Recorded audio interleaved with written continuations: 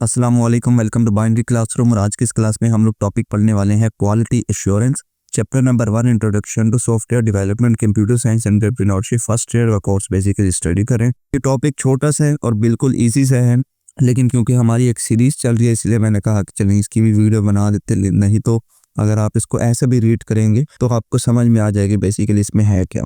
तो quality assurance basically जो testing का फेज हम लोग पढ़ के आ चुके हैं उसी से ही रिलेटेड है कि जब मुकम्मल एक सॉफ्टवेयर बन जाता है, सॉफ्टवेयर बनने के बाद उसकी परफॉर्मेंस, उसकी एफिशिएंसी को टेस्ट किया जाता है, उसके अंदर लिखे गए कोड को टेस्ट किया जाता है कि आया कि वो उन तमाम स्टैंडर्ड्स को पूरा कर रहा है जिन स्टैंडर्ड्स पे उसको होना चाहिए। तो ये जो क्वालिटी चेक होता है, परफॉर्मेंस चेक होता है, बेसिकली इसको क्वालिटी एश्योरेंस कहते हैं। So quality assurance ensure that a software project meet the defined standard and work correctly, कि क्या आपका सॉफ्टवेयर सही से काम कर रहा है, और दूसरा जिन स्टैंडर्ड्स के ऊपर उनको होना चाहिए क्या उन स्टैंडर्ड्स को वो मुकम्मल कर रहा है या नहीं कर रहा। तो पहले नंबर पर इसके फेज में आता है टेस्टिंग। टेस्टिंग में क्या होगा कि ओवरऑल सॉफ्टवेयर को देखा जाएगा कि वो सही से लॉग इन लॉग आउट हो रहा है, तमाम लोगों की आईडीज जिन्होंने भी उसके अंदर अकाउंट बनाया हुआ है क्या उन्हीं के क्रीडेंशियल डालने पर उन्हीं की आईडी ओपन हो रही है या किसी और की तो नहीं हो रही। सेम लाइक तमाम फंक्शन सही से काम कर रहे हैं, जो भी उसके अंदर फीचर इंक्लूड है सही से काम कर रहे हैं या नहीं कर रहे, इसको टेस्टिंग बोलते हैं। So it involve evaluating the software. Sir क्या है कि आपने सॉफ्टवेयर को इवेलुएट करना है to ensure it work correctly, क्या वो सही से काम कर रहा है, मीट द यूजर रिक्वायरमेंट, और जो यूजर ने आपको कहा था उसी रिक्वायरमेंट्स के ऊपर मुकम्मल उतर रहा है या नहीं उतर रहा, and is free from bugs, और क्या उसके अंदर कोई बग्स है या नहीं है। अगर उसके अंदर कोई बग होता है उसको फिक्स करते हैं। नंबर 2 पर है रिव्यूइंग कोड। यहाँ पर थोड़ा टेक्निकल काम आएगा कि आपने जो भी कोड लिखा है आपने उसको रिव्यू करना है कि आया कि डेवलपर ने वो तमाम स्टैंडर्ड इंडस्ट्री के मुकम्मल किए हैं या नहीं। कौन कौन से स्टैंडर्ड होते हैं बेसिकली हर फ्रेमवर्क की डेफिनेशन भी इसी चैप्टर के शुरू में हमने देखी। हर फ्रेमवर्क होता है ना जो भी प्रोग्रामिंग का, उस फ्रेमवर्क का अपना अपना स्ट्रक्चर होता है। सिमिलरली अगर आप बगैर फ्रेमवर्क के भी कोई चीज बना रहे हैं तब भी आपको एक स्टैंडर्ड स्ट्रक्चर फॉलो करना पड़ता है कि आया कि आप फ्रंट एंड फाइल्स को किस तरह से ऑर्गेनाइज कर रहे हैं, बैकएंड्स की जो फाइल है जो कि डेटाबेस के साथ कनेक्ट होती हैं उनको किस तरह से ऑर्गेनाइज कर रहे हैं। वो जो सारा कोड होता है बेसिकली उसी को रिव्यू करने का इस प्रोसेस में जिक्र है।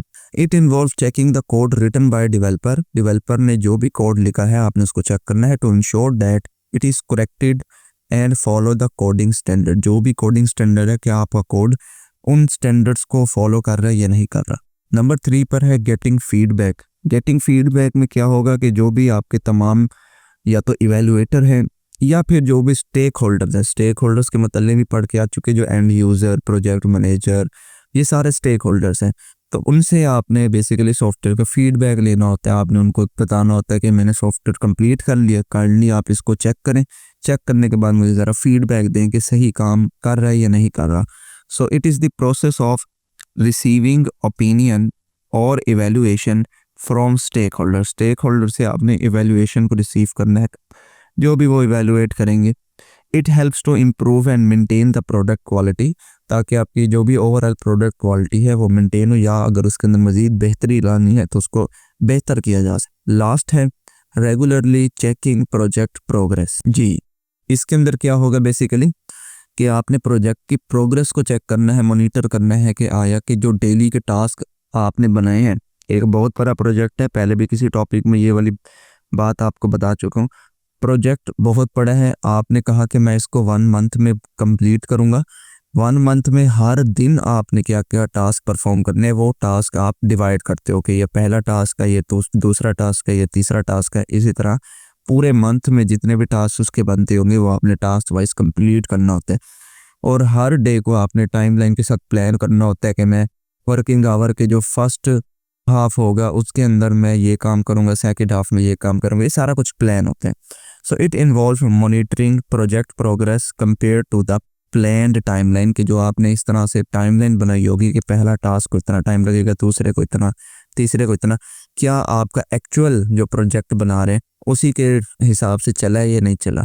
मीन्स के जो हमने कल एक रिस्क वाला टॉपिक पढ़ा था, तो वो जो रिस्क था बेसिकली वो भी यहाँ पर आइडेंटिफाई करता है। सो इट आइडेंटिफाइड डिलेस और risk and help to make better decision. जितने भी प्रोजेक्ट के अंदर अगर कोई डिले आ गया या रिस्क असेसमेंट के दौरान कोई रिस्क आपको पता चला है कि हमारे सॉफ्टवेयर में आ सकता है, तो उन तमाम सिचुएशंस को हैंडल करने के लिए उसकी डिसीजन मेकिंग तमाम वो यहाँ पर क्वालिटी एश्योरेंस में ही की जाती है। सो ये था एक ओवरऑल छोटा सा ही लेक्चर। आई होप आपको ये वीडियो अच्छी लगी होगी। अगर वीडियो अच्छी लगी तो इस वीडियो को लाइक करते जाएं। डिस्क्रिप्शन लाजमी से चेकआउट किया करें, वहाँ पर आपको प्लेलिस्ट का लिंक भी मिलेगा और भी मजीद लिंक होंगे। एक दफ़ा लाजमी देख लिया करें क्या क्या चीज़ वहाँ पर आपके लिए मौजूद है। सभी के लिए फ़िलहाल इस वीडियो में इतना ही। मिलते हैं किसी नेक्स्ट वीडियो में, तब तक के लिए अल्लाह।